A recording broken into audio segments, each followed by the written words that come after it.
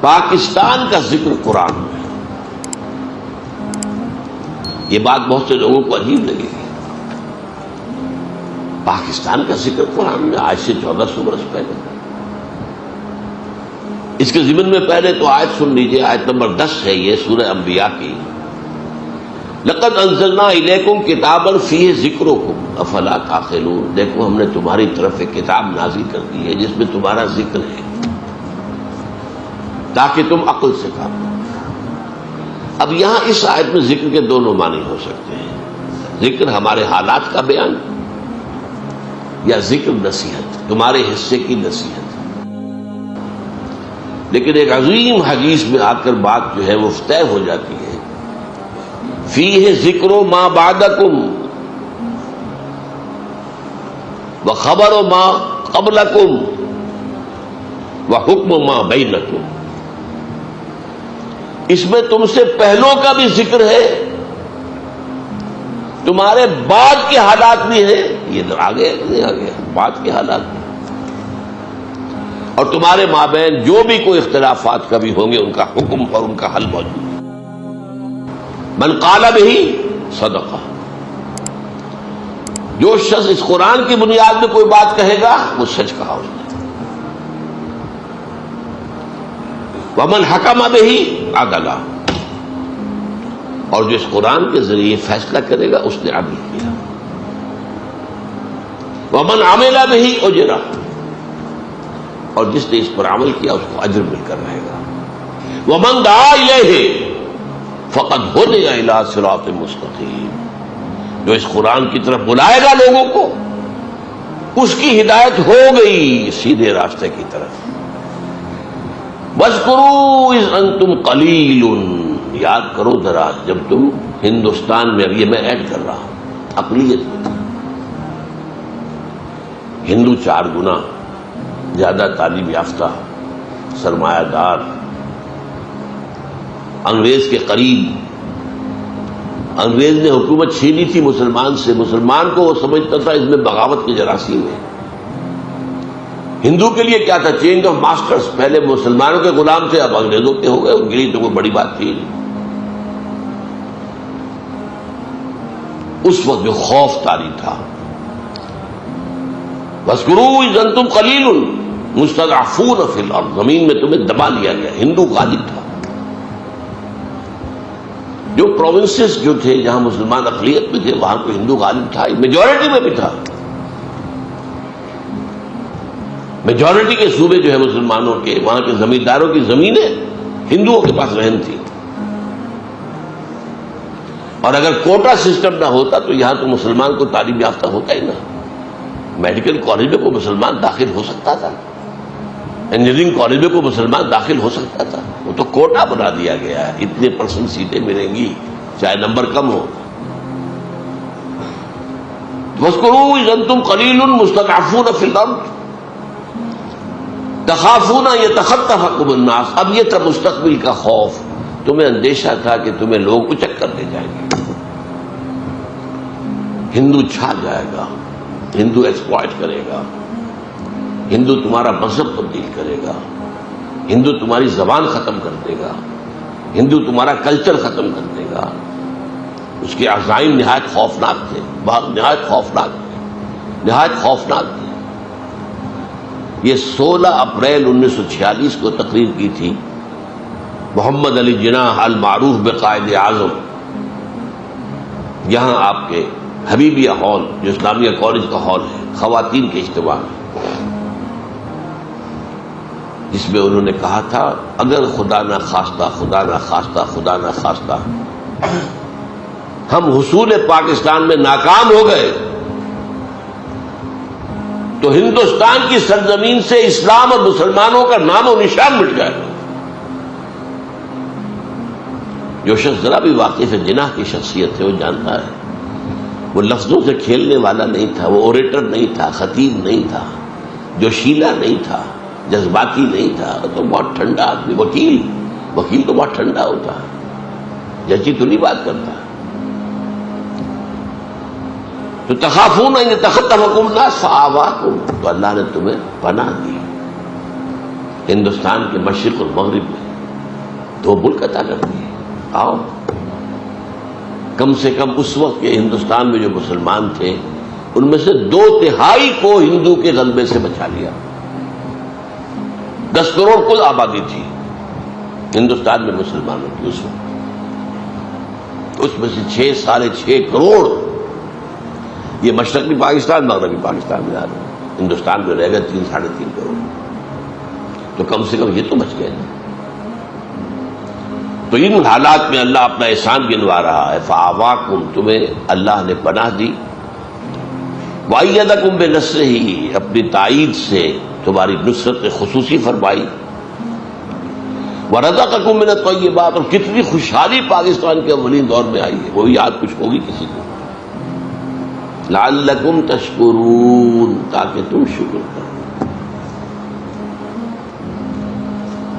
اگر تم ان نعمتوں کا حق ادا کرو گے ہم اور دیں گے اور دیں گے اور دیں گے.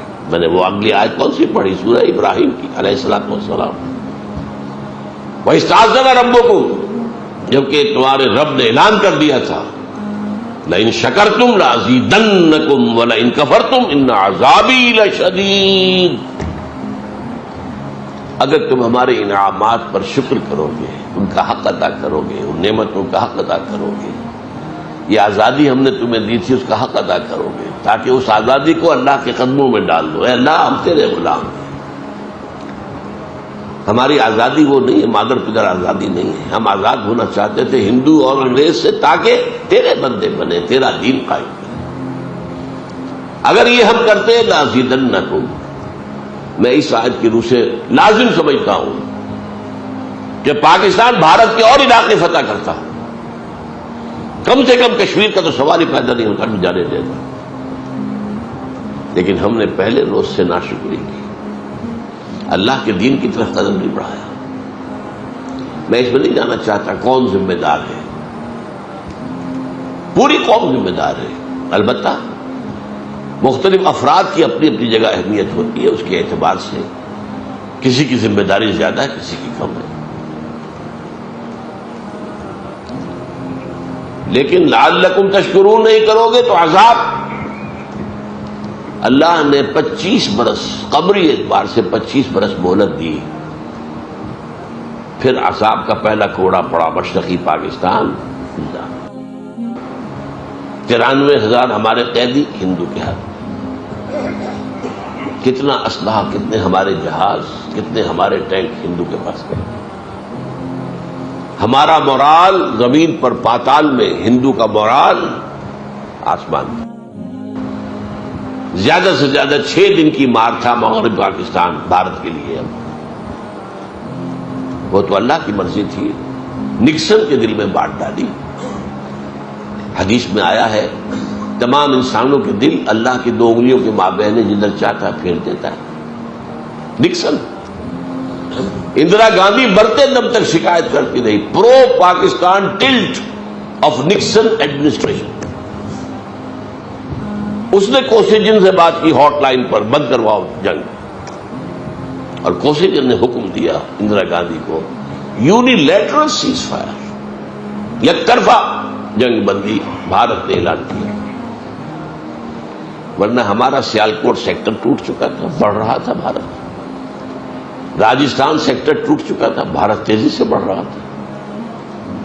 لے دے کے جنرل ٹکا خان موجود تھے صرف، اور یہ سلیمان کی میں ٹاسک فورس لے کر بیٹھے ہوئے تھے. صرف ایئر فورس ہماری پیرالائز کر دی تھی بھارت نے، جبکہ 1965 کی جنگ ہم نے ایئر فورس کی وجہ سے جیتی تھی.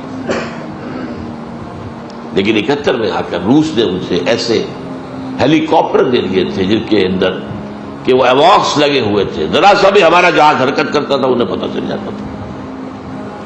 اور ہماری بیچاری کیا، ہماری نیوی ہے ہی کیا، بھارت کے مقابلے میں کوئی حیثیت ہے ہی نہیں. ہماری بیچاری نیوی اس کو آ کر وہ کیماڑی میں مار کر گئے ہیں، یہ بھی یاد ہے کہ نہیں. بہرحال یہ پہلا کوڑا تھا کہ دوسرا اور بڑا کوڑا تنا ہوا ہے. یہ دوسری بات ہے، معجزہ ہو جائے، اللہ اس قوم کے دلوں کو بدل دے، جس میں توبہ، حقیقی توبہ پیدا ہو جائے، اللہ کی طرف رجوع پیدا ہو جائے، خشوع اور خضوع ہو جائے، ایک عوامی سطح پر عزم مصمم پیدا ہو جائے، اسلام کے لیے جینا ہے، اسلام کے لیے مرنا ہے، اور تن من دھن اسلام پر نچھاور کر دینا ہے۔ کوئی جب نے قوم یونس پر بھی عذاب کے آثار آ چکے تھے، اس کے بعد توبہ کی قوم نے، تو اللہ نے عذاب واپس لے لیا۔ یہ ایک ہی مرتبہ ہوا، تاریخ میں ہوا ہے، اس کا بھی ایک خاص سبب تھا، وہ میں بیان نہیں کر سکتا اس وقت۔ آگے چلیے، کس قدر پیارے الفاظ ہیں یہ، یا ایھا الذین آمنوا لا تخونوا اللہ والرسول، دیکھو اے مسلمانوں، اللہ اور اس کے رسول سے خیانت مت کرو، یہ امانت ہے اللہ اور اس کے رسول کی تمہارے پاس، تم نے دعائیں مانگ مانگ کر یہ ملک لیا تھا، اب اس کے اندر اپنی منمانی چلاؤ گے بجائے اللہ کے حکم کے، اپنی قانون سازی کرو گے بجائے شریعت کی تنفیذ کے، اس سے بڑی خیانت کیا ہوگی؟ یا ایھا الذین آمنوا لا تخونوا اللہ والرسول وتخونوا اماناتکم، آپس میں بھی ایک دوسرے کی امانتوں میں خیانت نہ کرو۔ سب سے بڑی جو ہے امانت وہ یہ پاکستان ہے تمہارے پاس اللہ کا، وانتم تعلمون، جانتے بوجھتے ایسا نہ کرو، واعلموا انما اموالکم واولادکم فتنہ، اور جان لو تمہارے مال اور اولاد فتنہ ہے، یہ تمہیں دنیا ہی میں مگن رکھتے ہیں۔ کافر کی یہ پہچان کہ آفاق میں گم ہے، فکر معاش ہے، اولاد کی تعلیم بہتر سے بہتر ہو جائے، 10,000 20,000 فیس دینی پڑے کوئی بات نہیں، کہیں سے لے لیں گے، ڈاکہ مار لیں گے، رشوتیں لے لیں گے، غبن کر لیں گے، مال اور اولاد فتنہ ہے، یہی تمہیں روکے ہوئے ہیں، یہی تو تمہاری دامن تھامے ہوئے ہیں، اللہ کی راہ میں بڑھنے نہیں دیتے۔ مال، ایک بیڑی یہ پاؤں پہ پڑی ہوئی ہے مال کی، اور دوسری بیڑی جو ہے وہ اولاد کی ہے۔ وَاعْلَمُوا أَنَّمَا أَمْوَالُكُمْ وَأَوْلَادُكُمْ فِتْنَةٌ، ان بیڑیوں سے اپنے آپ کو آزاد کراؤ، ان ہتھ کڑیوں سے اپنے آپ کو آزاد کراؤ، ٹھیک ہے، ان کا حق ایک حد تک، مناسب حد تک ادا کرو، انہی کے نہ ہو کر رہ جاؤ۔ وَاعْلَمُوا أَنَّمَا أَمْوَالُكُمْ وَأَوْلَادُكُمْ فِتْنَةٌ وَاللَّهُ عِندَهُ أَجْرٌ عَظِيمٌ، اور دیکھ لو اجر تو اللہ ہی کے پاس ہے، اولاد تمہیں کیا اجر دے دے گی؟ تم نے اپنے آپ کو کھپا دیا اولاد میں، پوری جسم و جان کی قوتیں پیسہ کمانے پر پیسہ لگا دیا اولاد پر، یا مکانوں پر اور بلڈنگوں پر۔ ان میں سے کون سی چیز ہے جو تمہیں کو بدلہ دے سکے گی؟ یہی اولاد جوان ہو کر سینہ تان کر کھڑی ہو جاتی ہے، نہیں جی آپ تو دقیانوسی آدمی ہیں، آپ تو پرانے دور کے آدمی ہیں، میں آپ کی بات نہیں مان سکتا۔ اس کا سینے پر سانپ لوٹتا ہے، یہ میرا بیٹا بول رہا، یہ وہ ہے جسے میں سمجھا تھا یہ میں ہی ہوں، یہ میرے وجود کا تسلسل ہے، اور یہ آج اس طرح کھڑے ہو کر سینہ تان کر اور مجھ سے بات کر رہا ہے۔ باقی تو آپ کو معلوم ہے، والدین کو قتل بھی کر دیتے ہیں جائیداد کے لیے، کوئی جھگڑے کے لیے، کوئی اور ہو گیا، یہ سارا کچھ ہو رہا ہے تمہیں۔ اس کے بعد پھر میں نے وہ آیت پڑھی تھی سورہ ابراہیم کی، جو اس پہ پہلے پڑھ چکا ہوں۔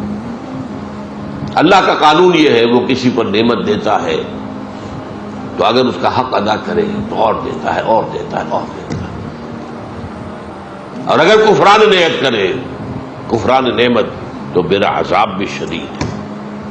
ایک شدید عذاب کا مزہ ہم چکھ چکے ہیں، لیکن وہ عذاب اکبر نہیں تھا، پاکستان ختم ہو جاتا، یہ بھی ہو سکتا تھا۔ میں نے تو ابھی آپ سے کہا، میں ڈنکے کی چوٹ کر رہا ہوں، 71 میں صرف 6 دن کی مار تھا Pakistan Bharat. It could have vanished from the map of the world right in 1971. یہ اللہ نے مزید مہلت دی ہے، مزید مہلت دی، مزید مہلت دی.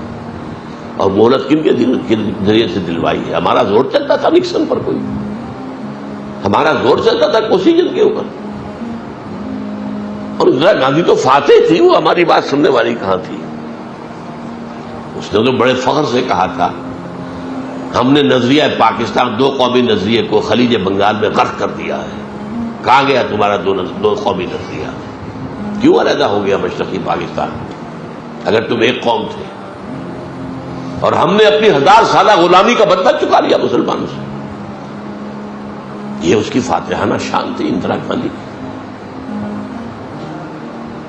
تو اگر تم کفران نعمت کرو گے تو پھر میرا عذاب بھی بہت سخت ہے، پھر اس کے لیے تیار ہو. اور وہ عذاب کیا ہے؟ وَاتَّقُوا فِتْنَةً لَا تُصِيبَنَّ الَّذِينَ ظَلَمُوا مِنكُمْ خَاصَّةً. وہ جب آئے گا، عوامی عذاب جب آتا ہے تو وہ پھر فرق نہیں کرتا. آخرت میں جو عذاب ہوگا وہ انڈیویجول بیسس پر ہوگا. آپ کا حساب کتاب یہ ہے انڈیویجول. کلہم آتی ہے یوم القیامت فردا. وہاں قومی سطح کا حساب نہیں ہے، قومی سطح کا حساب یہاں ہوتا ہے. اور یہاں پہ پوری قوم پکڑی جاتی ہے، جیسے کہ میں ہسپانیہ کی مثال دے چکا. ان تتولوا یستبدل قوما غیرکم ثم لا یکونوا امثالکم. اے مسلمانوں، اگر تم پیٹھ دکھا دو گے، ہم نے تمہیں ایک بہت بڑا اونچا مقام دیا ہے. وہ اجتباکم، تمہیں چن لیا ہے، تمہیں خیر امت بنایا ہے. کنتم خیر امت اخرجت للناس. اب اس کی اگر ذمہ داریوں کو ادا نہیں کرو گے، پیٹھ موڑ لو گے، تو تمہیں ہٹائیں گے کسی اور قوم کو لے آئیں گے. ہمارا کام تو ہونا ہے، ہم محتاج نہیں ہیں تمہارے.